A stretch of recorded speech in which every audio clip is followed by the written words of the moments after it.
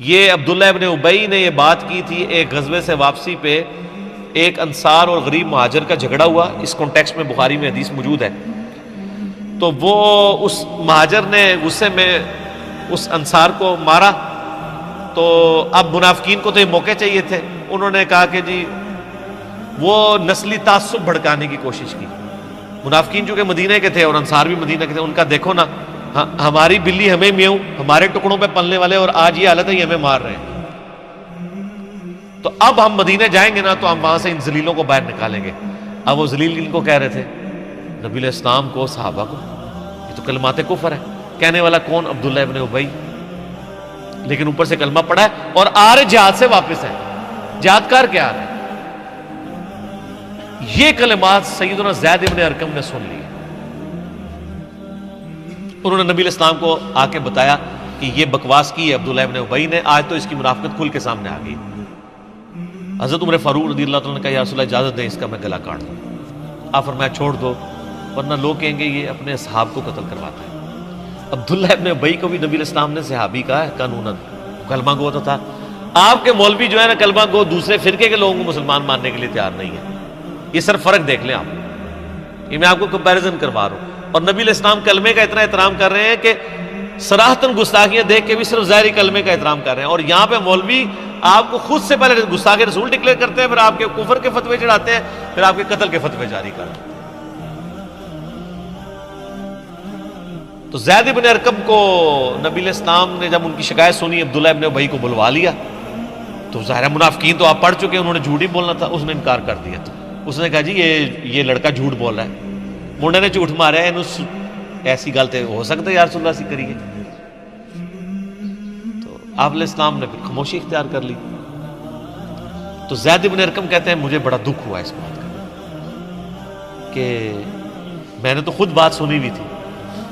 اور حتیٰ کہ یہ حالت ہوگی کہ صحابہ کرام میں بھی چیمہ گوئی شروع ہوگی کہ یہ جو ہے لڑکا ہے نا منڈا کھنڈا،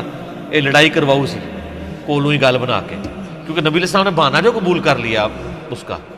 اب کوئی مطلب وہ ویڈیو ریکارڈنگ تو ہے نہیں تھی، اور علم غیب تو ہے ہی نہیں تھا نا، وہ تو بعد میں پیدا ہوا ہے نا۔ سر علم غیب کے جو جعلی عقیدہ ہے جو بنایا ہوا ہے، ایک تو وہ ہے جو اللہ وحی کے ذریعے بتایا، وہ تو ٹھیک ہے، جو باقی بنایا ہوا ہے یہ تو بعد کی پیداوار ہے نا، ورنہ تو صحابہ کرام کہتے ہیں یا رسول اللہ آپ علم غیب ہے آپ خود ہی بتا دینا۔ تو پھر حضرت زید ابن ارقم اتنے پریشان ہوئے اور پھر اللہ سے دعائیں کر رہے ہیں کہ یا اللہ تو ہی اپنے نبی کو خبر دے دے۔ تو صحیح بخاری میں آتا ہے کہ یہ پھر آیات نازل ہو کہ انہوں نے یہ بات کی ہے، اور سیم وہ جملہ جو عبداللہ ابن ابی نے بولا تھا نا، تو وہ یہی بولا تھا لَإِن رَجَعْنَا إِلَى الْمَدِينَةِ لَيُخْرِجَنَّ الْأَعَزُّ مِنْهَا الْأَذَلَّ۔ پھر تو ظاہر قرآن بچنا تھا، لیکن نبی اسلام فرمایا چھوڑو، درگزر کرو۔ ظاہری طور پہ تو کلمہ پڑھتے ہیں، لیکن زید ابن ارقم جو ہے نا، ان کو ایک تسلی مل گئی کہ اللہ تعالیٰ نے ان کی گواہی دی ہے۔ سر قیامت تک جب یہ آیات پڑھی جائیں گی تو کس کا ذکر ہوگا؟ زید ابن ارقم، سابقون الاولون میں سے، جن کا دار ارقم تھا، جس طرح ہماری اکیڈمی دار ارقم ہے۔ کیونکہ نبی علیہ السلام کو تو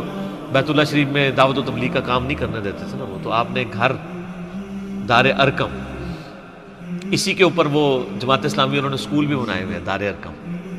کہ نبی علیہ السلام کا وہ ایک اکیڈمی تھی جس میں آپ لوگوں کو تعلیم دیا کرتے تھے۔ اور یہ یعنی سینئر صحابہ میں سے ایک تو شروع میں مسلمان ہوئے اور آخر میں فوت ہونے والے مسلمانوں میں سے۔ غدیر خم کی حدیث بھی سر زید ابن ارقم نے روایت کی ہے، صحیح مسلم کی، قرآن اور اہل بیت۔ اور جو جامعہ ترمذی میں حدیث ہے کہ پہلا شخص جو اسلام لایا وہ علی ابن ابی طالب ہے، وہ اس حدیث کے راوی بھی زید ابن ارقم ہے۔ ٹھیک ہو گیا۔ اور پھر جنگ صفین کے موقع پہ جب مولا علی نے صحابہ کرام کو کھڑے کر کے غدیر خم کی حدیث سنائی، اور پھر کہا کہ نبی علیہ السلام نے یہ بھی فرمایا تھا کہ من کنت مولاہ فہذا علی مولاہ، تو 24 صحابہ نے وہاں گواہی دی۔ ایک بندہ کہتا ہے کہ میں وہاں سے اٹھا، اور وہ بندہ اٹھنے والا خود ابو طفیل عامر بن واصلہ صحابی تھے جو سب سے آخر میں فوت ہوئے 110 ہجری۔ یہ صحابی، ان کے بعد دنیا میں کوئی صحابی نہیں تھا، یہ 100 سال حضور کے بعد زندہ رہے، ابو طفیل عامر بن واثلہ حضرت علی کے شیعہ میں سے تھے، جنگ جمل صفین نہروان میں بھی رہے اور اس جنگوں کے بھی تقریباً 60-70 سال کے بعد فوت ہوئے، اور ان کی حدیثیں نبی علیہ السلام سے بھی ہیں اور حضرت علی علیہ السلام سے بھی ہیں، یعنی ڈائریکٹ، چونکہ یہ کہتے ہیں میں بہت چھوٹا تھا جب میں نے نبی علیہ السلام کو دیکھا تھا، 7-8 سال کا۔ تو ابو طفیل بن عامر بن واثلہ کہتے ہیں میں یعنی اٹھا، یہ میں نے سارے کربلا ریسرچ میں ڈالی ہوئی حدیثیں، سنن نسائی الکبریٰ سے، مسند احمد سے، ابن ابی عاصم کی کتاب السنہ سے۔ تو کہتے ہیں جب میں نے حضرت علی کے بارے میں یہ سنا نا، من کنت مولا فہذا علی مولا، تو غدیر خون پہ تو مطلب یہ موجود نہیں تھے ابو طفیل، تو کہتے ہیں میں وہاں سے اٹھا، میرے دل میں کچھ کلک تھا، تو میں نا زید بن ارقم کے پاس آیا کہ آپ سینئر صحابی ہیں، آپ بتائیں کیا نبی علیہ السلام نے یہ فرمایا تھا؟ تو زید بن ارقم تو پہلے تیار بیٹھے ہیں، ان کا مجھے چند باتیں یاد ہیں، ان میں سے یہی ہے کہ آپ علیہ السلام نے خم نامی گاؤں میں ہمیں اپنی وفات سے 1.5-2 مہینے پہلے خطبہ دیتے ہوئے کہا تھا اپنے بعد 2 بھاری چیزیں چھوڑ کے جا رہا ہوں، ان میں سے پہلی چیز اللہ کی کتاب ہے، اس میں ہدایت ہے، اس میں نور ہے، اس کو پکڑو، اپنا تعلق اس کے ساتھ مضبوط کرو، اللہ کی کتاب اللہ کی رسی ہے، جو اسے پکڑے گا ہدایت پہ ہوگا، جو چھوڑ دے گا گمراہ ہو جائے گا۔ دوسری بھاری چیز میرے اہل بیت ہیں، اور میں تمہیں اللہ کا خوف دلاتا ہوں اہل بیت کے معاملے میں، 3 دفعہ فرمایا تھا۔ اور پھر آپ علیہ السلام نے مولا علی کا ہاتھ وہاں پہ پکڑ کے صحابہ میں یوں بلند کیا اور کہا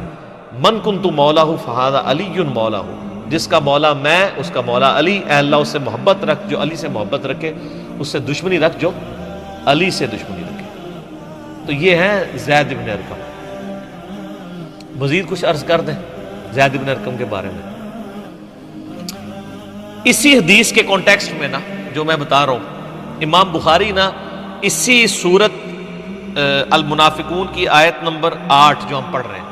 اس کے کانٹیکسٹ میں یہ پوری حدیث لے کے آئے ہیں کہ زید بن ارقم نے وہ عبداللہ ابن ابی کی بات سن لی تھی، نبی علیہ السلام کو بتایا تو عبداللہ ابن ابی نے جھوٹی قسم کھا لی، پھر آیات نازل ہوئی۔ پھر امام بخاری ساتھ ایک اور حدیث لے کے آئے ہیں،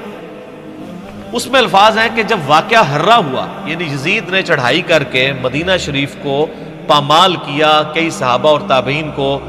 قتل کیا، ان کی عورتوں کے ساتھ برائی والا معاملہ ہوا، جو کچھ، کیونکہ شہادت حسین علیہ السلام کے بعد اہل مدینہ نے یزید کی بیعت توڑ دی تھی کہ اب تو کوئی جواز ہی نہیں رہا کہ تم نے یعنی نواسہ رسول کو قتل کر دیا ہے، ان کے ساتھیوں کو، کہ ہم تمہیں امیر المومنین مانیں۔ پھر یزید نے فوج بھیجی تاکہ اہل مدینہ کو دوبارہ بیعت میں وعدہ کیا جائے، نہیں تو ان کو قتل کیا جائے، اور وہی ہوا، وہ بیعت تو نہیں کی، تو اس نے مدینہ 3 دن کے لیے حلال کیا اپنی فوجوں پہ، انہوں نے جس طرح ظلم کیا، واقعہ ہرہ۔ تو بخاری میں وہ حدیث اسی موقع پہ ہے کہ واقعہ ہرہ کے موقع پر انس ابن مالک کہتے ہیں کہ میں بڑا غمگین تھا۔ انس ابن مالک کون؟ 93 ہجری میں فوت ہوئے، نبی علیہ السلام کے بعد 82 سال زندہ رہے، اور 10 سال حضور کو وضو کروانے والے، حضور کے بچوں کی جگہ، انس ابن مالک۔ تو انس ابن مالک کہتے ہیں میں بڑا غمگین تھا کہ اتنے مدینہ شریف میں قتل و غارت کروایا ہے یزید نے، تو میں بڑا غمگین تھا، تو مجھے زید ابن ارقم نے خط لکھا، ہائے ہائے، اور اس خط میں انہوں نے لکھا کہ انس ابن مالک آپ کو غمگین ہونے کی ضرورت نہیں ہے، کیا ہمیں حضور نے پہلے نہیں بتایا تھا کہ ہمارے انصار مدینہ کے ساتھ یہ ظلم ہوں گے؟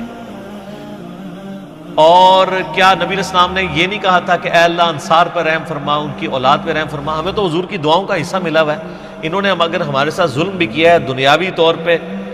یعنی اسلام کو غلبہ دلانے والے تو انصار تھے، آج آل امیہ اگر قابض ہو گئی ہے اور انصار کو بیک فٹ پہ کر دیا ہے تو کیا ہوا؟ ہمیں رسول اللہ کی دعائیں ملیں گی۔ تو آپ کو انس ابن مالک یاد نہیں ہے کہ حضور نے ہمارے لیے دعائیں کی ہوئی ہیں؟ تو وہ جب خط انس ابن مالک نے پڑھا نا اور اپنے ساتھیوں کو پڑھ کے سنایا کہ دیکھو مجھے زید ابن ارقم نے خط لکھا ہے تسلی کا، تو پھر انس ابن مالک نے کہا کہ جانتے ہو یہ زید ابن ارقم کون ہے؟ ہائے ہائے ہائے، یہ وہی ہے جس کے بارے میں قرآن میں آیت نازل ہوئی تھی، یقولون لئن رجعنا الى المدینۃ لیخرجن الاعز منها الاذل۔ جب عبداللہ ابن ابی نے جھوٹی قسم کھا لی تھی تو اس شخص کے اللہ تعالیٰ نے توثیق قرآن میں نازل کر دی، یہ اس شخص بندے کا میرے پاس خط آیا ہے۔ انس ابن مالک جیسا بندہ بھی کہہ رہا ہے کہ مجھے زید ابن ارقم کا خط ہے، حالانکہ انس ابن مالک خود کتنی بڑی شخصیت ہے، سبحان اللہ۔